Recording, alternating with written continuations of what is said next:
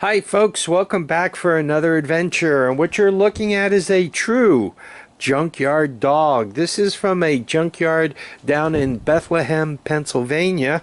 I was down there for another deal, a 185 ATC 185, 185 cc's Honda, no front shocks. Bought it over eBay, and while I was there, I walked around the junkyard and I spotted this thing. I asked him how much, and he sold it to me. I think it was 85 bucks, something like that. And I couldn't pass it up for that. When I first got it, which was, I think was right after I got my new truck, so 4 years ago, I did manage to get it started, but it hasn't been started since. And as you guys could see, it's not been treated well. Anyway, what I want to do is get it in here, get it uncovered, and see what it's going to do, if we're going to manage to start it. Seems that the overwhelming vote is to put the 200X engine back on here, but kind of a secondary thought, and a lot of people had this thought, is I should give this thing just a little bit more time to break in. So what we're going to do is we're going to drag that in and we're going to get it running.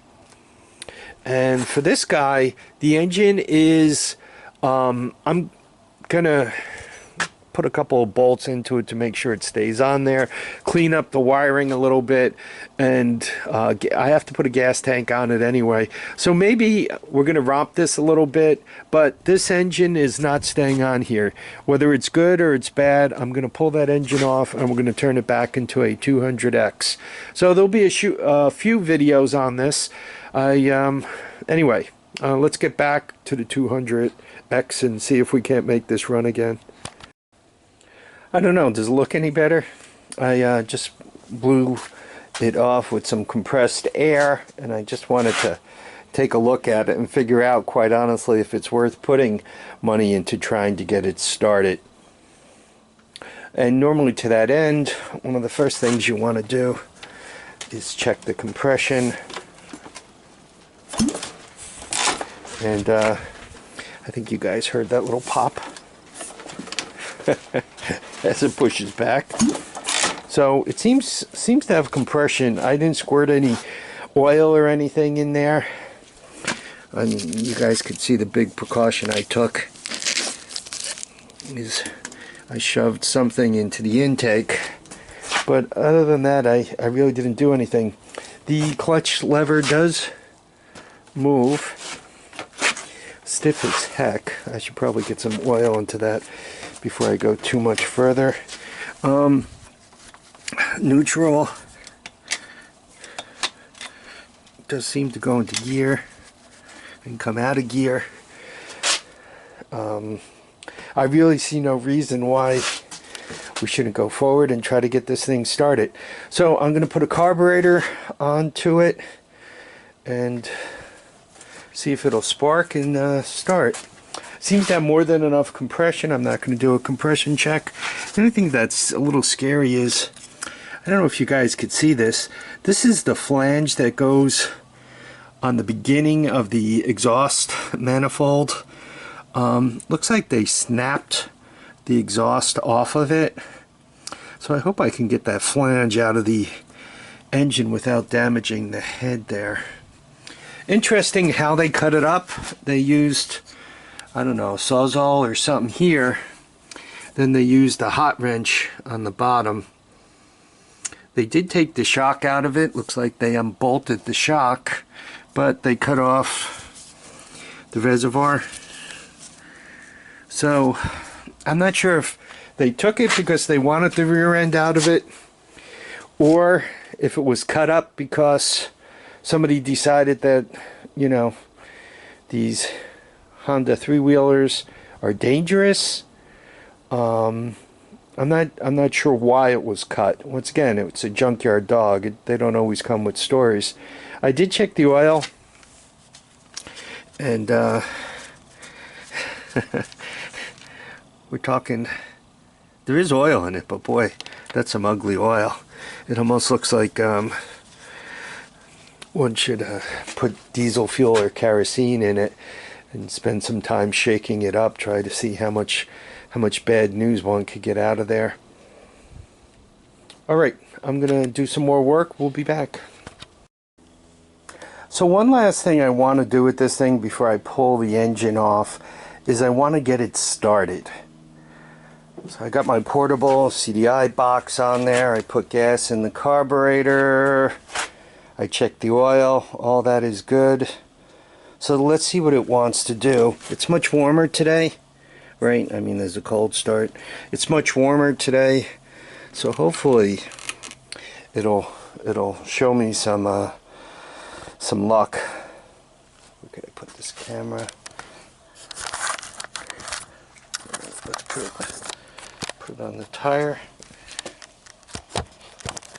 How's that look? Alright, let's see if this rig will start. Power's on.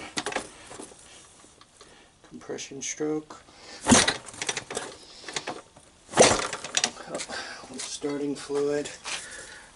Everybody likes a little starting fluid in the morning. Starting fluid.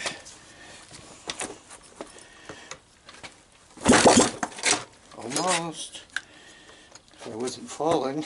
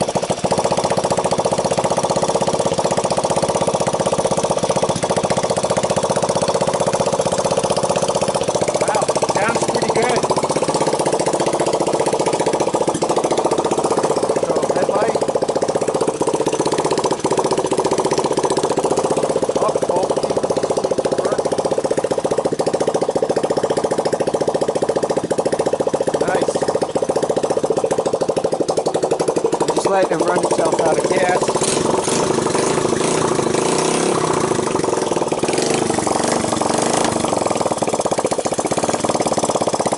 Sounds good, no valve noise, no timing chain noise, no pump bumps in the bottom.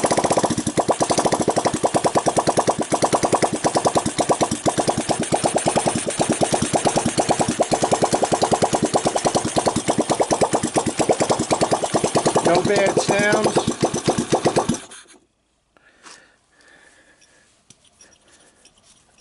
Bugs. I don't hear anything escaping, so I had no bugs build any nests in it. So here we are. We brought another one back to life. That's my newer CDI box. I went with the 4-pin DC CDI, and you guys, blah blah blah, shut up Harvey. But the nice thing about that is it seems that the spark isn't quite as advanced, and I don't get as much kickback from it. I have my original CDI box, and I used a GY6 12 volt DC CDI in that, and it seems to be a little more advanced, and it seems to like to kick back a little more. I happen to like this new CDI box better than the old one, so there we are. By the way, anybody who asks what kind of box this is, that's a Radio Shack project box, and eventually there are going to be no more of those because there's no more Radio Shack. I get them over the internet, and this is like 5 by 7 by, as a matter of fact,